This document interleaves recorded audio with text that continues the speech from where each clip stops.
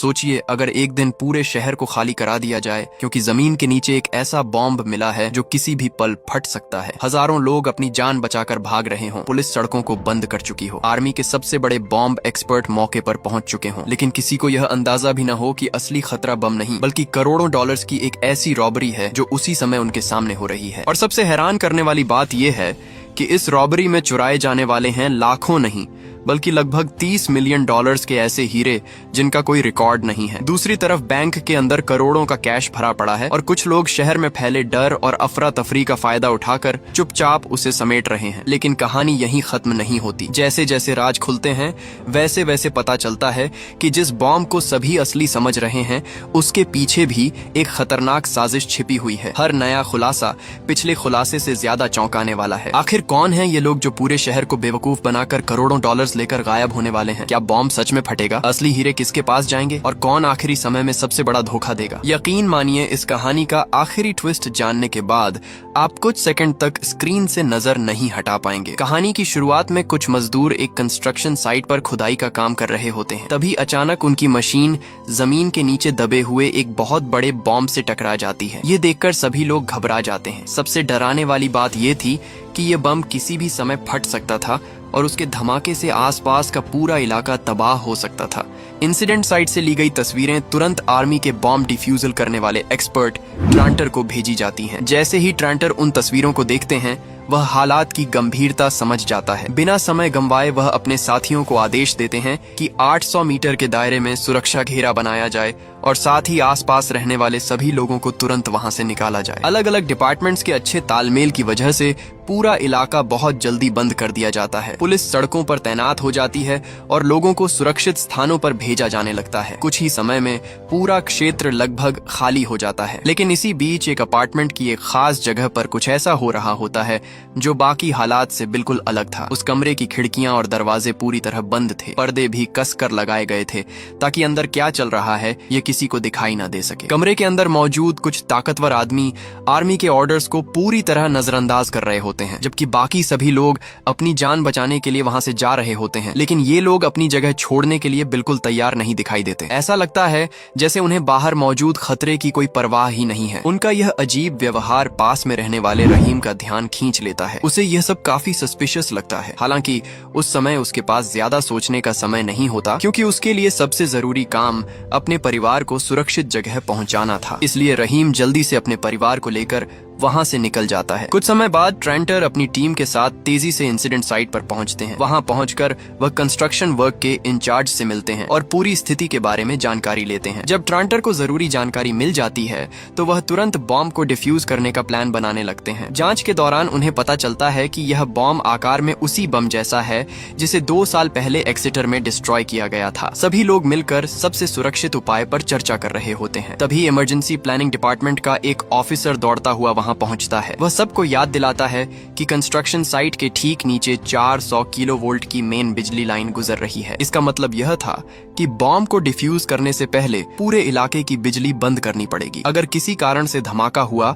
और बिजली की लाइनें नष्ट हो गईं, तो उसके बाद कई दूसरी दुर्घटनाएं भी हो सकती थीं, जिनसे भारी नुकसान होने के चांस थे। इसके बाद रोबोट ऑपरेटर सावधानी से बॉम्ब डीएक्टिवेटेड करने वाले रोबोट को आगे बढ़ाता है। कैमरे से आने वाली तस्वीरों को देखकर ट्रांटर नोटिस करते हैं कि बॉम्ब का मेन हिस्सा जमीन के काफी अंदर दबा हुआ है। इसके अलावा उसके आसपास का पूरा एरिया गंदे पानी से भरा हुआ था। स्थिति को देखते हुए ट्रांटर समझ जाते हैं कि बॉम्ब तक सुरक्षित तरीके से पहुंचने से पहले सारा जमा हुआ पानी निकालना जरूरी है। इसलिए उनके आदेश पर सैनिक बहुत सावधानी से एक सक्शन पाइप उस पानी में नीचे उतारते हैं ताकि वहां जमा पानी को बाहर निकाला जा सके। पानी निकालने का काम पूरा होने के बाद बॉम्ब को डिफ्यूज करने का काम शुरू हो जाता है। इसी समय पूरे इलाके की बिजली भी बंद कर दी जाती है। आसपास की सभी सड़कें खाली करा दी जाती हैं और हर चौराहे पर पुलिस तैनात कर दी जाती है ताकि कोई भी व्यक्ति या वाहन रिस्ट्रिक्टेड एरिया में एंटर ना कर सके। लेकिन दूसरी तरफ वही 4 आदमी जिनका व्यवहार पहले से ही सस्पिशियस था अब अपने प्लान पर काम शुरू कर देते हैं। वे सभी सुरक्षा वाले कपड़े पहनते हैं और तेजी से अपार्टमेंट की बेसमेंट की तरफ उतर जाते हैं। वहाँ उन्होंने पहले से ही अपने काम के लिए जरूरी सभी इक्विपमेंट छिपा कर रखे हुए थे। इस बेसमेंट की एक दीवार के ठीक दूसरी तरफ बैंक का वॉल्ट मौजूद था। अब उनकी असली योजना साफ हो चुकी थी। वे बॉम्ब की वजह से बने इस हंगामे का फायदा उठाकर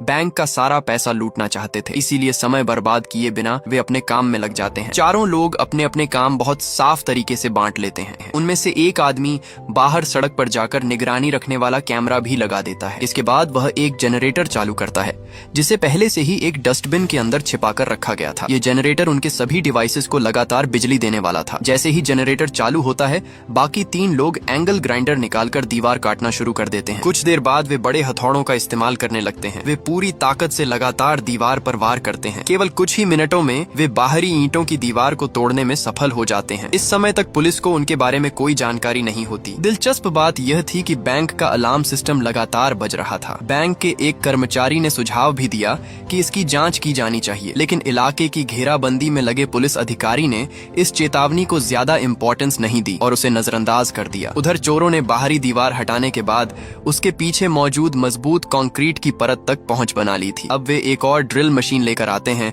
ताकि अगले फेज का काम शुरू किया जा सके, लेकिन यह काम बहुत पेशेंस मांगने वाला था। ड्रिलिंग के दौरान काफी तेज आवाज निकलती थी और यही आवाज उन्हें पुलिस के सामने बेनकाब कर सकती थी। इसलिए गैंग का एक सदस्य कोरालिस बाहर निगरानी के लिए तैनात किया जाता है। उसका काम था पुलिस की हर हरकत पर नजर रखना। जैसे ही कोई पुलिस की गाड़ी वहां से गुजरती दिखाई देती, वह तुरंत अपने साथियों को मशीन बंद करने का संकेत देता। इसी दौरान कंस्ट्रक्शन साइट पर भी काम आगे बढ़ चुका था। सारा गंदा पानी निकाल दिया गया था और ट्रांटर अपने साथियों के साथ स्पेशल इक्विपमेंट लेकर दोबारा बॉम्ब के पास पहुंचते हैं। वह सावधानी से मिट्टी हटाते हैं और तभी उन्हें बम के ऊपर लगा एक प्रेशर डेटोनेटर दिखाई देता है। ट्रांटर बहुत ध्यान से उसकी जांच करते हैं। जांच के दौरान उन्हें पता चलता है कि एक प्रेशर डेटोनेटर अभी भी सही हालत में मौजूद है और पूरी तरह खराब नहीं हुआ है। लेकिन इससे भी ज्यादा चिंता की बात कुछ और थी। जांच को आगे बढ़ाने पर ट्रांटर को पता चलता है कि बॉम्ब में केवल प्रेशर डेटोनेटर ही नहीं लगा हुआ था, उसके अंदर एक टाइमर डेटोनेटर भी छिपा हुआ था। ये खोज सभी के लिए बेहद चिंता की बात थी। स्थिति की गंभीरता समझने के लिए ट्रांटर एक स्पेशल सुनने वाले इक्विपमेंट का इस्तेमाल करते हैं। जैसे ही वह इक्विपमेंट की मदद से अंदर की आवाज सुनते हैं, उनके चेहरे का रंग उड़ जाता है। उन्हें साफ सुनाई देता है कि टाइमर अभी भी चल रहा है। इसका मतलब यह था कि बम किसी भी समय फट सकता था और किसी को यह नहीं पता था कि उसके पास कितना समय बचा है। ट्रांटर का सहायक तुरंत यह जानकारी कमांड सेंटर तक पहुंचाता है। वहां मौजूद अधिकारी भी यह खबर सुनकर हैरान रह जाते हैं। अब खतरा पहले से कहीं ज्यादा बढ़ चुका था, क्योंकि अगले 48 घंटों के अंदर किसी भी समय एक्सप्लोजन हो सकता था। मौत के इतने करीब खड़े होने के बावजूद ट्रांटर हिम्मत नहीं हारते। वह तेजी से एक मैग्नेटिक टाइमर इंटरसेप्टर निकालते हैं और उसे बम पर लगा देते हैं। इसके तुरंत बाद वह मजबूत सिक्योरिटी शील्ड के पीछे चले जाते हैं और सभी लोग सांस रोककर रिजल्ट का इंतजार करने लगते हैं। कुछ समय बाद सभी को राहत मिलती है, क्योंकि इंटरसेप्टर टेम्पोरेरी टाइमर की गिनती को रोक देता है। हालांकि खतरा पूरी तरह टला नहीं था, ये केवल थोड़े समय की राहत थी, जबकि असली समस्या अब भी उनके सामने मौजूद थी। स्थिति का एनालिसिस करने के बाद ट्रांटर बताते हैं कि सबसे सुरक्षित तरीका यह होगा कि पहले बम के आसपास एक मजबूत एक्सप्लोजन प्रूफ दीवार बनाई जाए और उसके बाद कंट्रोल्ड एक्सप्लोजन किया जाए। लेकिन पूरी प्रक्रिया में कम से कम 5 घंटे लगने वाले थे। दूसरी तरफ बैंक तक पहुंचने की कोशिश कर रहे चोर भी लगातार आगे बढ़ रहे थे। वे कंक्रीट की परत को सक्सेसफुली पार कर चुके थे और अब अंतिम स्टील की परत को काटने के लिए वेल्डिंग मशीन का इस्तेमाल कर रहे थे। दोनों तरफ के लोग समय के खिलाफ दौड़ रहे थे। एक तरफ ट्रांटर और उनकी टीम शहर को बचाने की कोशिश कर रही थी, जबकि दूसरी तरफ चोर हर मिनट का फायदा उठाकर बैंक तक पहुंचने में लगे हुए थे। दोनों जगह हर सेकंड की कीमत बहुत ज्यादा थी। इसी दौरान बॉम्ब डिफ्यूज करने वाली टीम में एक नया आया मेंबर एक अजीब बात नोटिस करता है। वह देखता है कि बॉम्ब की सरफेस पर एक हिस्सा बाकी जगहों की तुलना में बहुत ज्यादा चमकदार दिखाई दे रहा है। आसपास के पूरे हिस्से पर जंग लगी हुई थी, लेकिन वह छोटा सा हिस्सा बिल्कुल अलग नजर आ रहा था। उसे देखकर ऐसा नहीं लगता था कि यह बम काफी समय से जमीन के नीचे दबा हुआ है, इसलिए वह अपनी यह बात ट्रांटर को बताता है। लेकिन ट्रांटर को लगता है कि कंस्ट्रक्शन वर्क के दौरान किसी मशीन ने गलती से उस हिस्से को रगड़ दिया होगा, इसी वजह से वह चमकदार दिखाई दे रहा है। इसलिए वह इस बात पर ज्यादा ध्यान नहीं देते और अपने काम में लगे रहते हैं। उधर बैंक में घुसने वाले लोग आखिरकार स्टील की दीवार भी तोड़ने में सफल हो जाते हैं। जैसे ही वे वॉल्ट के अंदर पहुंचते हैं, सबसे पहले कैमरों पर धुंध जैसा स्प्रे करते हैं ताकि उनकी वीडियो रिकॉर्ड ना हो सके। इसके बाद वे अंदर रोशनी की अरेंजमेंट करते हैं और रॉबरी की तैयारी शुरू कर देते हैं। वैसे दोस्तों, अगर आपको भी ऐसी होश उड़ा देने वाली फिल्में पसंद आती हैं जहां हर मिनट कहानी नया मोड़ लेती है, तो वीडियो को लाइक जरूर जरूर कर देना और कमेंट में बताइए कि आपको अभी तक सबसे ज्यादा चौंकाने वाला पल कौन सा लगा है। साथ ही चैनल को सब्सक्राइब कर लीजिए क्योंकि आगे कहानी और भी खतरनाक होने वाली है। वॉल्ट के अंदर उन्हें काफी सोना भी मिलता है, लेकिन सोना बहुत भारी था और उसे लेकर भागना आसान नहीं था, इसलिए वे मजबूरी में उसे वहीं छोड़ देते हैं और नकद पैसों और छोटे कीमती गहनों पर फोकस करते हैं। दूसरी तरफ बॉम्ब डिफ्यूज करने वाली टीम का नया सदस्य अभी भी संतुष्ट नहीं था। उसे लगातार लग रहा था कि बॉम्ब में कुछ न कुछ गड़बड़ जरूर है, इसलिए वह एक बार फिर